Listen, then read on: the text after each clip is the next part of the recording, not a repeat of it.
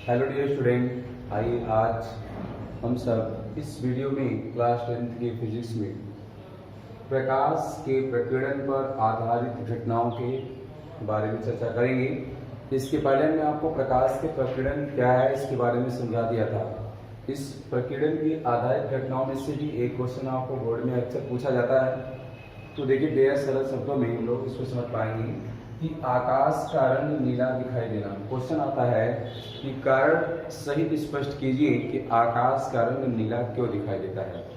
ठीक है, तो आइए इसको लोग समझते हैं पहले, उसके बाद फिर जिसका लिख करके भी आपको दिया जाता है कि आकाश के रंग का नीला दिखाई देने का क्या कारण है। तो पहले हम समझ लेते हैं कि जब वायुमंडल से प्रकाश की किरणें गुजरती हैं तो धूल के कण, धुएं के कण आदि अत्यंत सूक्ष्म कणों से वो प्रकाश की किरणें क्या होती है, टकराती है और टकराने के कारण उनका प्रकीर्णन होता है। प्रकाश किरणों के प्रकीर्णन की घटना में जिसमें नीले और बैंगनी रंग का जो प्रकीर्णन होता है वो लाल रंग की अपेक्षा लगभग 16 गुना अधिक होता है।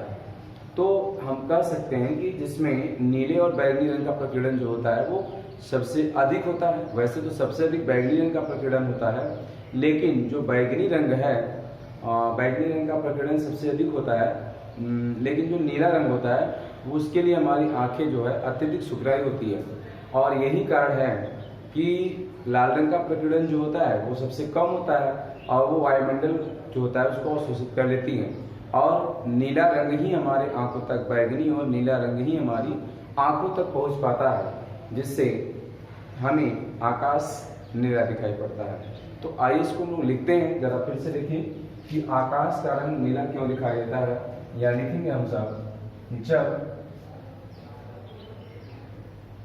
जब प्रकाश, या आप लिखिएगा इसको श्वेत प्रकाश, जब श्वेत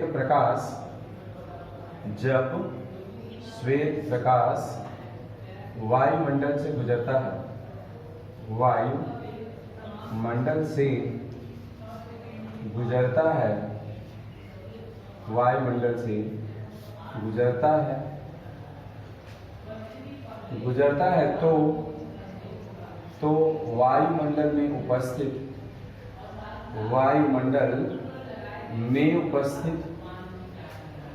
धूल के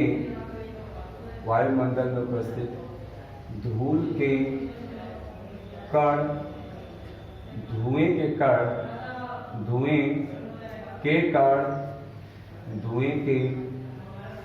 कण आदि से जब श्वेत प्रकाश वायुमंडल से गुजरता है तो वायुमंडल में धूल के कण, धुएं के कण आदि कणों से टकराकर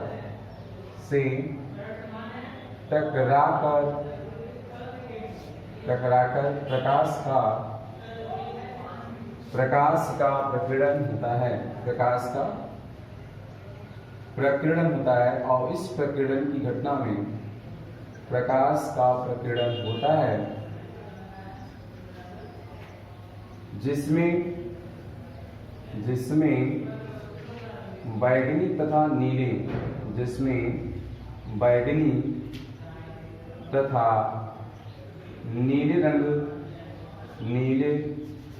रंग का प्रकीर्णन, बैंगनी तथा नीले रंग का प्रकीर्णन लाल रंग की अपेक्षा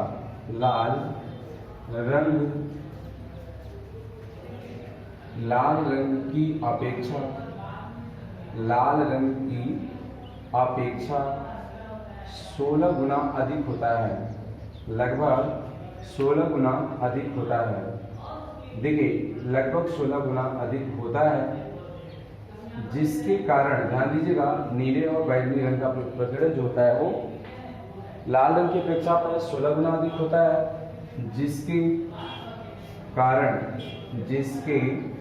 कारण लाल रंग की अपेक्षा हमारी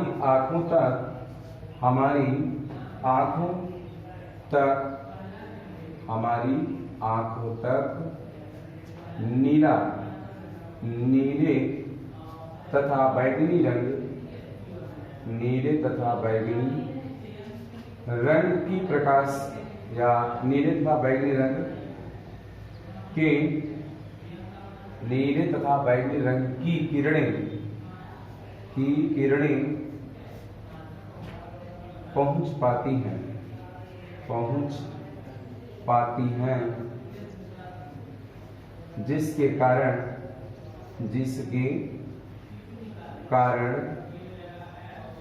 जिसके कारण आकाश हमें नीला दिखाई देता है। आकाश हमें नीला दिखाई देता है, नीला दिखाई देता है, नीला दिखाई देता है। ठीक है, तो आप सबको समझ में आया होगा। फिर से समझ लेंगे आप स्पष्ट कि आकाश के नीला दिखाई देने का क्या कारण है। तो हम इसे बताएं कि जब श्वेत प्रकाश की किरणें वायुमंडल से गुजरती हैं, देखिए जैसे श्वेत प्रकाश हो गया, सूर्य का प्रकाश हो गया, और इस श्वेत प्रकाश में जब प्रकाश की किरणें वायुमंडल से गुजरती हैं तो इन सूक्ष्म कणों से टकराती हैं, और टकराने के कारण प्रकाश का क्या होता है, प्रकीर्णन होता है, अर्थात फैलाव होता है, बिखराव होता है। और उस बिखराव की स्थिति में क्या होता है, जिसमें लाल रंग की किरणों का प्रकीर्णन सबसे कम, जबकि बैगनी, नीले, आसमानी रंगों का जो प्रकीर्णन होता है वो अत्यधिक होता है। लेकिन बैगनी से नीले रंग से भी ज्यादा बैगनी का होता है, लेकिन हमारी जो आंखें होती है वो अत्यधिक नीले रंग के लिए सुग्राही होती है, और नीला रंग हमारी आंखों तक पहुंचता है। तो यही कारण होता है कि आकाश हमको नीला दिखाई देता है। तो आप लोग को बिल्कुल याद नहीं करना है, तो समझना है। ठीक है, तो चलिए एक इस पर आधारित घटना और है कि जो खतरे का सिग्नल होता है वो अत्यधिक या खतरे का सिग्नल लाल रंग का ही क्यों उपयोग किया जाता है। तो आइए हम लोग इसे भी समझते हैं। देखिए इसमें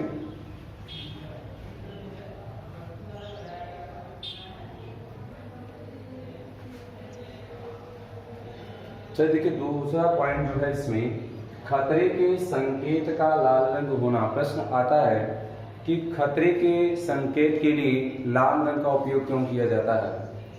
ठीक है, तो यानी हमें यहाँ पर क्वेश्चन बनता है कि जैसे आप देखिए एम्बुलेंस में लाल रंग का उपयोग क्यों किया जाता है, या रेलवे को संकेत दिखाने ड्राइवर के लिए लाल झंडी का उपयोग किया जाता है।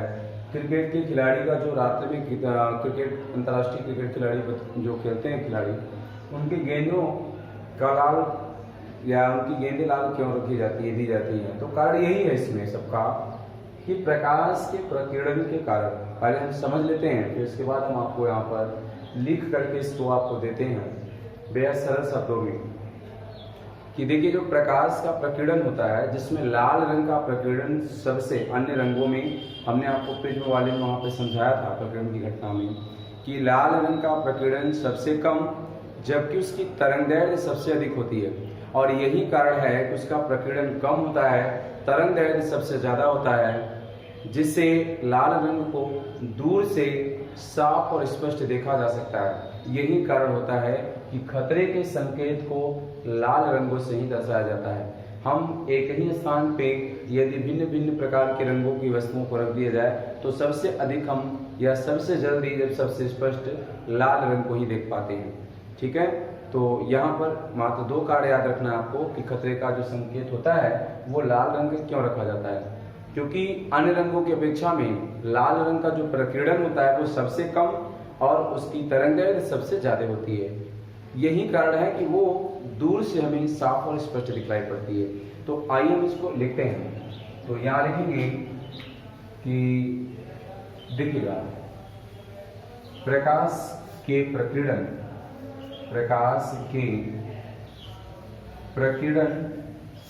में लाल रंग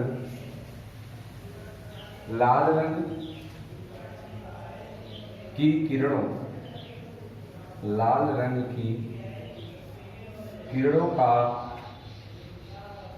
प्रकीर्णन, लाल रंग की किरणों का प्रकीर्णन सबसे कम, प्रकीर्णन सबसे कम तथा तरंगदैर्घ्य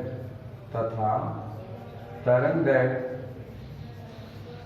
सबसे अधिक होती है, सबसे अधिक होती है, सबसे अधिक होती है, सबसे अधिक होती है। इसी कारण, या आप इसको लिखेगा, इसी कारण लाल रंग को दूर से ही, लाल रंग को दूर से ही साफ और स्पष्ट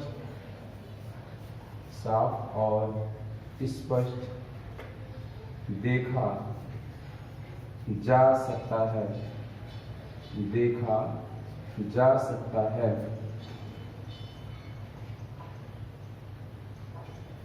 जिसके कारण खतरे का संकेत, जिसके कारण खतरे का संकेत लाल रंग का, खतरे का संकेत लाल रंग का प्रयोग किया जाता है, प्रयोग किया जाता है। ठीक, तो इस प्रकार से प्रकीर्णन पर आधारित दो घटनाओं को आपको बताया गया, जिसमें से एक अत्यधिक प्रश्नों में हाई स्कूल लेवल में पूछा जाता है।